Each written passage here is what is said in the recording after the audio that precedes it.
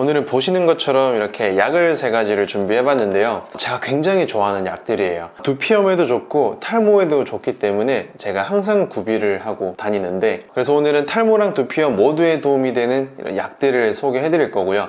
언제 어떤 약을 먹는 게 가장 좋은지 자세하게 알려드릴게요. 이 항히스타민제인 세트리진이 탈모 개선에 효과가 있다는 영상을 하나 정리해서 올린 적이 있는데, 안드로겐성 탈모가 시작되면 피지샘이 커지면서 피지 분비가 많아지고 두피염이 악화되기 쉽고요. 이 모낭을 조직 검사를 해봤더니 이 모낭 주변에 미세한 염증이 동반되고 있더라. 그래서 저는 이 염증 관리도 굉장히 잘 하셔야 된다고 항상 강조를 드리고 있는데, 실제로 제가 병원에서 만난 환자분들도, 안드로겐성 탈모 진단을 받은 환자분들도 열에 한 8, 9 정도는 다 두피염을 동반하고 있어요. 그래서 두피염도 관리하고 모낭 주변의 미세 염증 반응도 관리하고 겸사겸사 좋으니까 이런 약들을 항상 구비하고 사용해야 된다. 오시는 환자분들한테 항상 설명을 드리거든요. 어떻게 하면 이런 약들을 가장 효과적으로, 언제 어떤 약을 효과적으로 사용할 수 있는지 뒷부분까지 보시면 도움이 되실 거예요. 과거 영상에서 제가 약 샴푸를 어떻게 사용해야 되고, 어떤 약들은 언제 먹어야 되고, 항생제나 스테로이드 이런 것들은 언제 써야 되고, 생활관리는 어떻게 해야 되고, 대표적인 것들은 자세하게 설명을 해드린 적이 있는데, 이 항히스타민제에 대해서는 오늘이 유일하게 자세하게 알려드리는 날이에요. 우리가 흔히 사용하는 항히스타민제는 크게 3가지가 있어요. 제가 항상 가방에 넣고 다니는 이 지르텍, 이 세트리진이라는 게 있고요. 2번째는 로라타딘, 3번째는 알레그라가 있어요. 그 중에서 제가 왜 항상 지르텍을 가방에 넣고 가지고 다니냐면, 지르텍은 효과가 굉장히 빨리 와요. 예를 들어서 제가 지금 머리가 가렵고 당장 눈썹이 가렵고 얼굴이 계속 가렵다면 어떤 약을 먹었을 때 효과가 빨리 와야겠죠. 그런 면에서 이 세트리진이 굉장히 피크 타임이 빨라서 항상 가지고 다니고요. 그리고 이 지르텍이 또 언제 효과적이냐면, 좀 많이 가려울 때, 많이 좀 신경 쓰이고 좀 확실하게 이 가려움을 잡고 싶을 때 세트리진을 먹는 게 좋아요. 세트리진이 이 나머지 로라타딘이나 펙소페나딘보다 염증 반응을 좀 다운시켜 주거나 가려움, 증상 완화를 하는 효과가 크기 때문에 그런 면에서 또 이런 약을 활용하기가 좋고요. 반면에 유일한 부작용, 좀 단점이라고 하면 이 세트리진은 졸리는 부작용이 조금 큰 편이에요. 얘네 둘에 비해서. 얘는 제가 일과 중에 어떤 졸리면 안 되는 상황이 있거나 운전을 하거나 그런 상황일 때는 이 세트리진은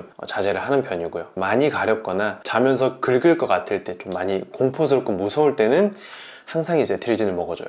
그래서 세트리진은, 이 지르텍은 이럴 땐 사용한다. 참고로 이 지르텍은 조금 비싼 편이니까 노텍이라거나 이런 다른 카피약들도 많거든요. 활용하시면 도움 되실 거예요. 2번째로는 로라타딘이에요. 로라타딘은 펙소페나딘이랑 거의 같은 개념으로 보시면 될 것 같은데, 얘네 둘은 졸리는 부작용이 거의 없어요. 얘네를 먹었을 때 졸리는 정도, 수치를 1이라고 하면 지르텍, 세트리진을 먹었을 때 한 3.5 정도. 그래서 일과를 해야 되거나 졸리면 안 될 때는 이 둘 중에 하나를 먹어주는데, 이 펙소페나딘이 조금 더 효과적이에요. 조금 더 효과적이고, 온셋 타임이라고 해서 효과를 얼마나 빨리 볼 수 있는지 그 시간에서도 조금 차이가 났어요. 펙소페나딘은 보통 2시간 정도면 그 효과가 나타나고요. 반면에 로라타딘은 4시간 정도 있어야 효과가 확실하게 나타난다고 연구 결과가 나왔거든요. 근데 여기서 주목할 점은, 로라타딘은 스킨의 팽진을 줄여주는 효과는 그렇게 도드라지지 않았다. 그래서 알레그라, 이 펙소페나딘이 얘보다는 더 많이 쓰여요. 항히스타민제들도 가려울 때, 증상이 있을 때만 먹는 것보다 매일매일 일정한 시간에 하나씩 복용하는 게 훨씬 더 길게 봤을 때 염증 반응이나 이런 가려움 증상을 완화시켜주는 효과가 크다고 이런 데이터가 나와 있거든요. 그래서 이런 특징들이 있기 때문에 얘네 둘은 만성적으로 지루성 두피염처럼 만성적인 염증이 있을 때 매일매일 복용하기 좋은 약들이에요. 졸리지도 않고 다른 부작용도 없고요. 큰 내성도 없고요. 그래서 매일매일 먹기에는 얘네들이 굉장히 좋다. 반면에 증상이 있을 때 그 증상 케어만을 위해서 먹기에는 세트리진, 지르텍이 좋고요. 그래서 실제로 연구 데이터들도 보면 이 염증을 다운시켜 주는 데는 가려울 때만 먹는 것보다는 매일매일 일정한 시간대에 지속적으로 좀 장기 복용하는 게 좋다, 이렇게 데이터가 나와 있기 때문에 내가 두피염이 심하거나 아니면 지루성 두피염, 지루성 피부염이든 아토피든 비염이든 굉장히 지긋지긋하고 스트레스를 많이 받는다 싶은 분들은 이런 애들로 하나 마련을 하셔가지고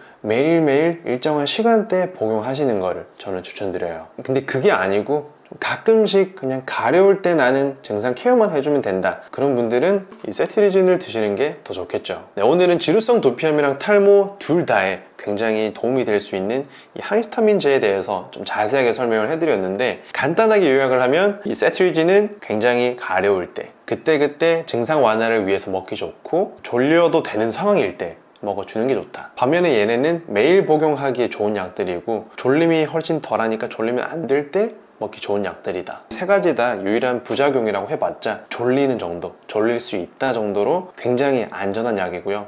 내성도 크게 없기 때문에 이런 약들을 항상 구비하고 활용하시면 두피염이나 탈모를 관리하는 이런 인생에 있어서 도움이 많이 되실 거예요. 네, 오늘 영상은 여기까지고 또 다음 영상에서 좋은 영상으로 인사드릴게요. 감사합니다.